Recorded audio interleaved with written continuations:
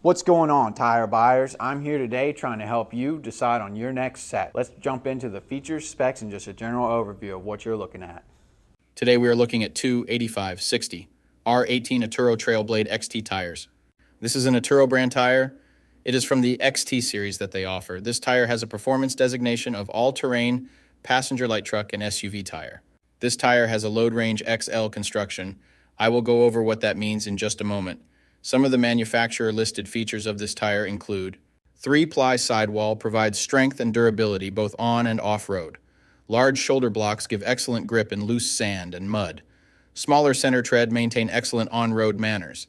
Knife blade sidewall elements offer protection and style. Multiple sipes across the tread enhance traction in rain and snow. Rim guard provides protection against curb damage to wheels. So to start, we will look at the tire size. This is one of the most important parts, if not the most important part of your tire shopping journey, because if you order the wrong size, they more than likely won't work on your vehicle. This tire size should be showing on the screen right now. So let's work from left to right and break down what these three numbers mean. What, do I have to be a math teacher to read these numbers? It's really not that bad. Let me dive into what each one means. The first number is for the section width of the tire. The section width of 285 in this sequence refers to the tire's width in millimeters. In other words, this tire is 285 millimeters wide, from sidewall to sidewall. The second number in the tire size refers to the aspect ratio. 60 in the sequence is the aspect ratio of the tire. The aspect ratio is a percentage, and it tells you the ratio of the tire's height to its width. In this example, the aspect ratio number 60 means that the tire's height is 60% of its width. The third and final number of your tire size refers to the rim size or diameter. 18 is the diameter of the rim this tire will go on. The rim size of 18 in this scenario indicates that this particular tire would fit a rim with an 18-inch diameter. Keep in mind, this number is not negotiable. Unlike the first two numbers, you can't upsize and downsize this part. The only time this number will be different is if you are actually changing the size of your rim. So for example, if you find a fantastic deal on a set of 265/70 or 17 tires, you absolutely cannot use them in place of your current 265/70 or 16 tires, unless you are actually changing the rim size also from 16 to 17. Now, let's get into the other important info on a tire. Besides the three components that make up the tire size, the three other most important components are going to be the load index, speed rating, and ply rating or load range. But wait, what do the numbers mean? Let me tell you right now. So this is where it gets a little more tricky. These three components will sometimes require some additional research to know what your vehicle needs. So let's start with the ply rating/load range. These tires have a load range XL construction. Each designation represents a different term when looking at a tire.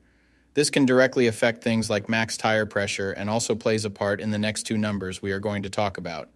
When in doubt of the rating your vehicle requires, in most cases it is safe to go with the same rating your vehicle currently has, as long as it was replaced with the correct spec of tire last time they were replaced. Now let's talk about the other two components, load index and speed rating. Next to your tire size, you will see a number and letter combination like 120H. The number 120 is the load index. This is the number relative to the weight capacity of the tire. The higher the number, the greater the load carrying capability of the tire. Load index ranges from 0 to 150. If you are replacing your tires, they have to be the same or higher load index, never lower. For example, if your current load index is 120, a tire of the same size with a load index of 123 would work for you, but not a tire of the same size with a load index of 117. If you replace your tires and the new ones have a lower load index, the tire has a higher likelihood of bubbling and eventually blowing out. So make sure you pay attention to this when buying your set. So for the tire we are looking at today, the load index of 120 represents a weight capacity of 3,086 pounds. For my metric system using friends, that would be a capacity of 1,400 kilograms.